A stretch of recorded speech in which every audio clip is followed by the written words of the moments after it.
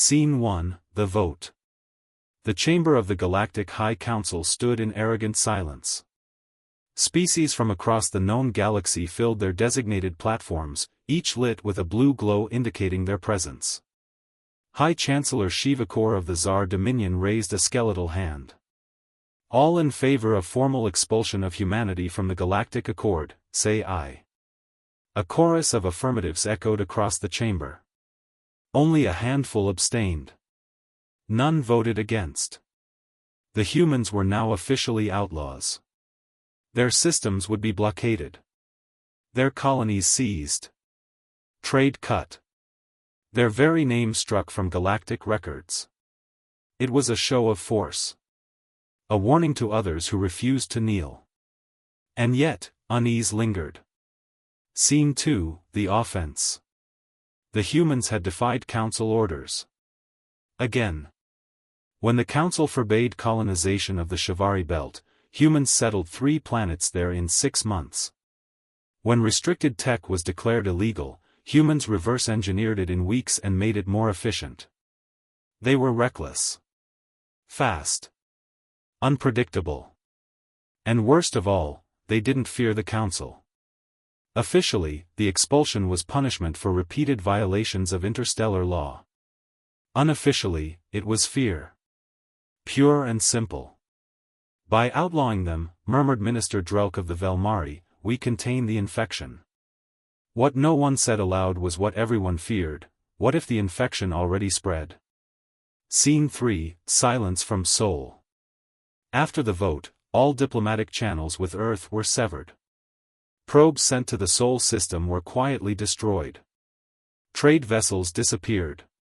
Surveillance drones went blind at the edges of Terran space. Humanity had gone dark. Some believed they were retreating. Licking wounds. Preparing for war. Others believed the opposite, that they had no need to prepare. Scene 4, The Whispers begin. 2 weeks after the vote, strange reports began circulating. A Zarthi mining fleet disappeared near Alpha Draconis. The last transmission was a single word: run. A smuggling ring on the edge of Council space claimed they'd encountered a Terran ship, sleek, silent, and nearly invisible to sensors. It didn't threaten us, one survivor said, shaking. It just watched. Like it already knew everything about us. The Council dismissed the claims as paranoia. But unease grew. Scene 5, The Hidden Timeline. What the Council never realized, what they couldn't have imagined, was that humanity had never intended to stay inside the rules. For decades, they'd treated the Council's laws as a game. A delay. A mask. While Council species debated, humans built. While treaties stalled progress, humans pushed beyond. They didn't conquer worlds. They prepared them. They didn't flaunt their weapons. They hid them in plain sight. They didn't rush war. They waited until they couldn't lose. Outlawing them didn't isolate humanity. It only freed them. Scene 6, One Signal. A month after the expulsion, a signal pierced subspace, broadcast across every major relay, bouncing through restricted bands like it owned them. A human voice. Calm. Controlled. This is not a declaration of war. You already declared that, with your vote. This is a courtesy message. You are no longer our concern. We have surpassed your games. Do not follow us. You will not survive the attempt. No fleet was seen. No source detected. The message self-deleted within seconds, crashing multiple AI relays in the process. Scene 7, Collapse starts quietly. Then came the disappearances. A secret research station researching Terran AI tech, gone. A black site shipyard specializing in illegal human tech reverse engineering, silent, orbiting its star in ruins. Entire intelligence networks, erased. No ships detected. No demands made. Just, quiet. Council fleets were sent to known Terran territories. They found dead space, abandoned worlds, booby-trapped satellites. And yet, every time they returned, something was missing. Data. Ships. People. Like they're picking us apart one thread at a time, whispered Admiral Urok. Scene 8, Truth realized too late. An emergency meeting was called. We underestimated them, said Ambassador Lven of the Korai. They were never trying to fit in. They were watching. Learning.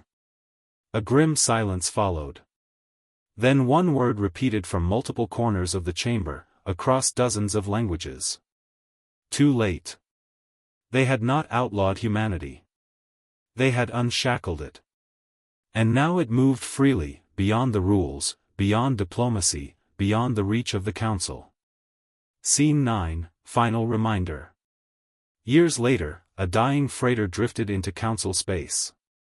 Its systems were fried. Its crew, unharmed, but silent with shock.